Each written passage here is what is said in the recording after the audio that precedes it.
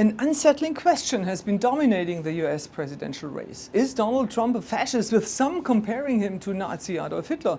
To get to the bottom of this, I sat down with Timothy Ryback, historian and author of Takeover: Hitler's Final Rise to Power.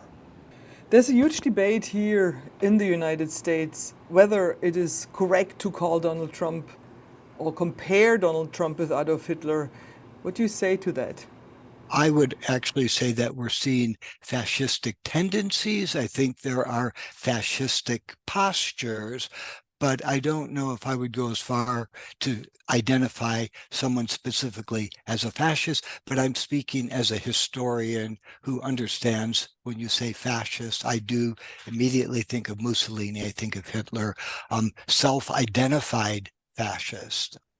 The single most to my mind, similar identifier is an absolute blindness to any kind of defeat, anything that doesn't fit into your worldview.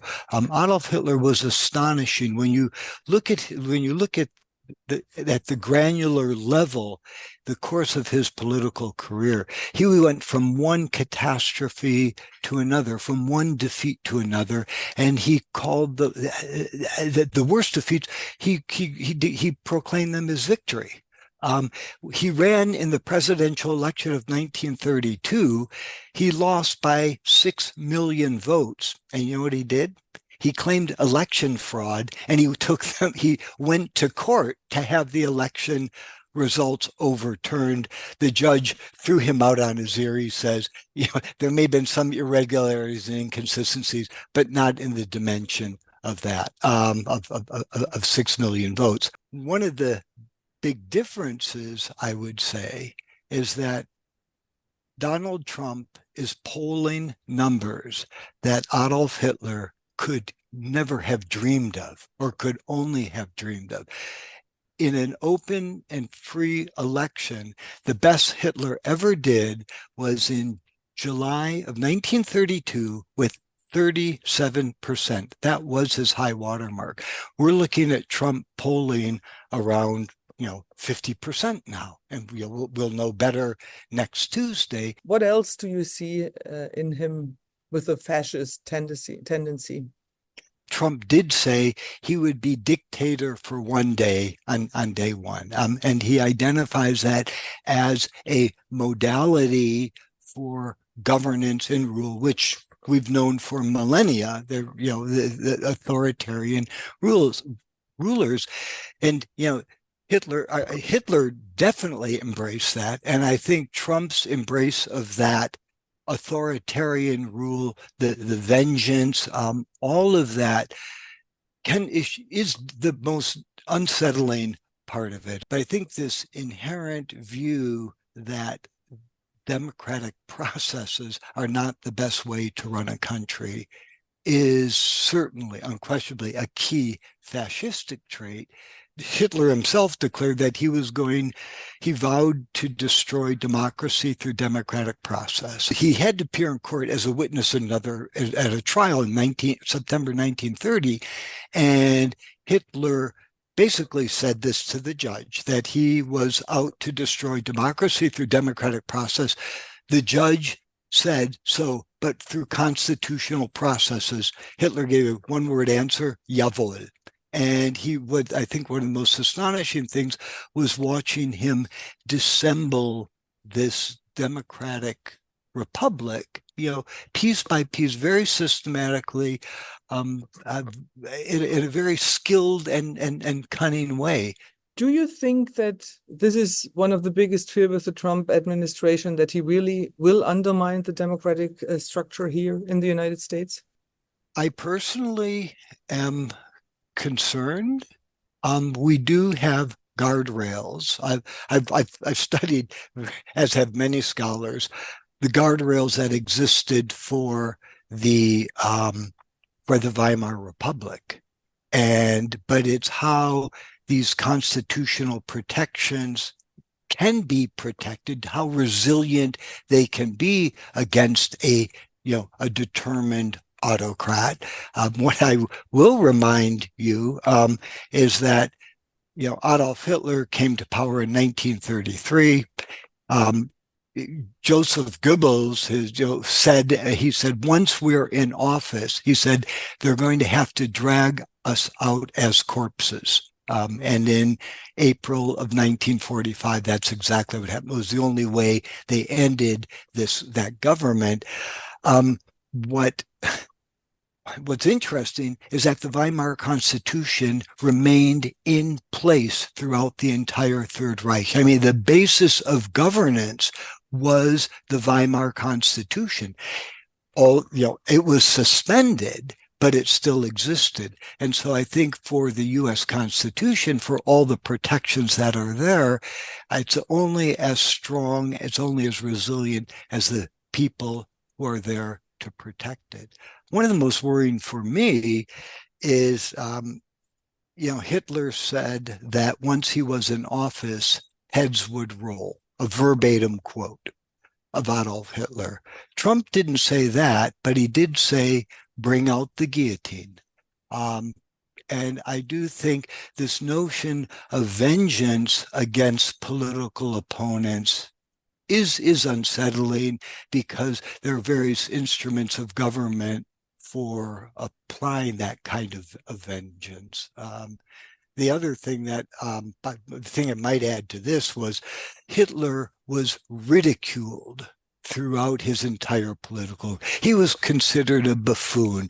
They called him out on all kinds of things. But the point was, in the fall of 32, when Hitler was at his high water mark, and he said, for 12 years, people have been laughing at me. No one's laughing now, which read in retrospect is chilling. I'm covering this election intensely, traveling a lot, and my feeling is it's also really a gender election. So maybe you can talk a little bit about the concept of masculinity in the fascist world, and maybe also compare it to the Trump world a little bit. Well, clearly there was this hyper masculinity among the National Socialists.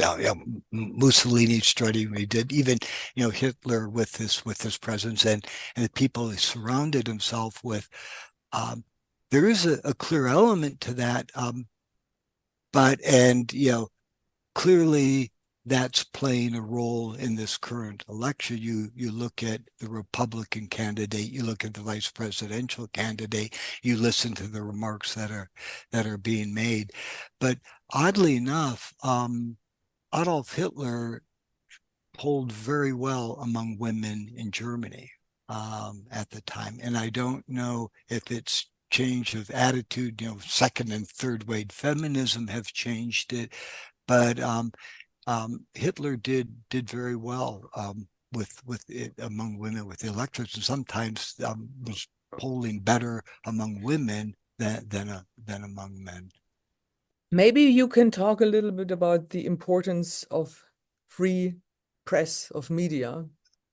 When I wrote this book, I was having to read the press. I basically put on blinders. I forget about historical hindsight and just read what everyone read for the day. One of the big problems was trying to figure out what was real and what was not, because you had, clearly you had the Nazi press on the far right. You had things like Vorwärts or Die Rote Fahne on the far left or the extreme left. You had Vossische Zeitung trying to hold the center, but actually trying to figure out what was real was a real issue for this. And frankly, in the press today, and I'm clearly a New York Times reader, a CNN reader, but or viewer, but I've started watching Fox News to try to make sense out of what is going on. And when you look at the same event being reported by these two entities, you get something completely different. Here I might mention a German, sort of the German equivalent of Elon Musk, which was a man named Alfred Hugenberg, who owned a media empire. He controlled 1,600 newspapers, and he was he and Hitler did not get along. A bit like, it's interesting because when you look at Elon Musk's comments about Trump earlier and where they are now, you get a different view. Well, Hugenberg and Hitler had a very difficult relationship, but they both despised democracy. They were both out to destroy democracy. What's amazing to me about fascists or these right-wing extremists in Germany at the time, they understood democratic processes as well as anyone. And it was Joseph Goebbels when they entered the parliament, the Reichstag, the legislative body, essentially Congress. He said, well, we do not come as friends, we do not come as neutrals, we come as enemies. They knew how to gridlock Congress, the legislative process. And Goebbels at one point said, the big joke on democracy is that they give their mortal enemies the means to their own destruction. Well, Hugenberg very similarly identified the great necessity of democracy is consensus and a center for people to be able to find a common ground somewhere. And what he intended to do through the publication of explicit fake news was to hollow out the center, to polarize public opinion in communities, in neighborhoods, even in families. Do you think Donald Trump studied Adolf Hitler? Let me say this.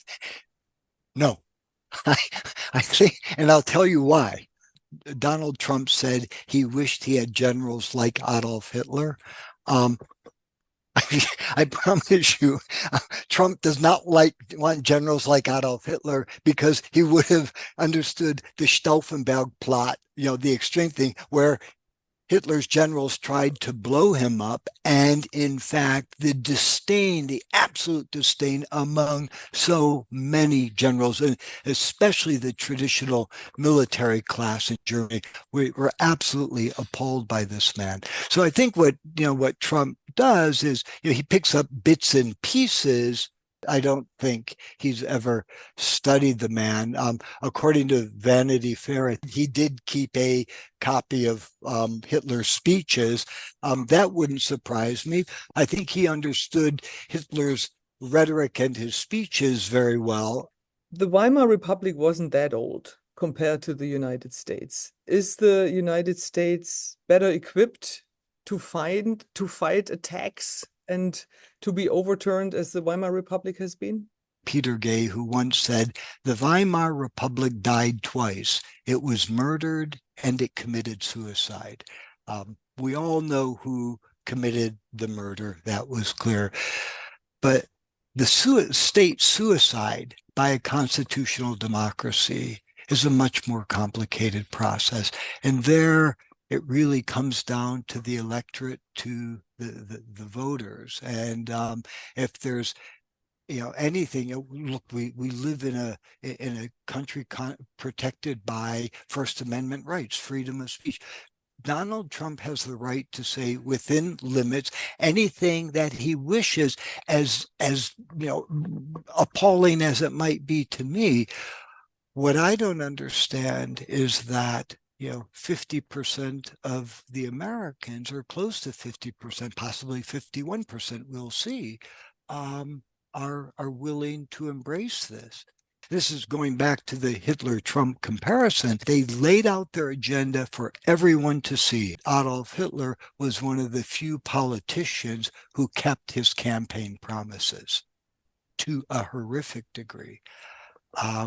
Let's hope that Mr. Trump doesn't keep all of his campaign promises, and we don't see the guillotine being rolled out if he wins. Thank you so much. Okay, thank you so much, Ines. Have a good time. Good talking.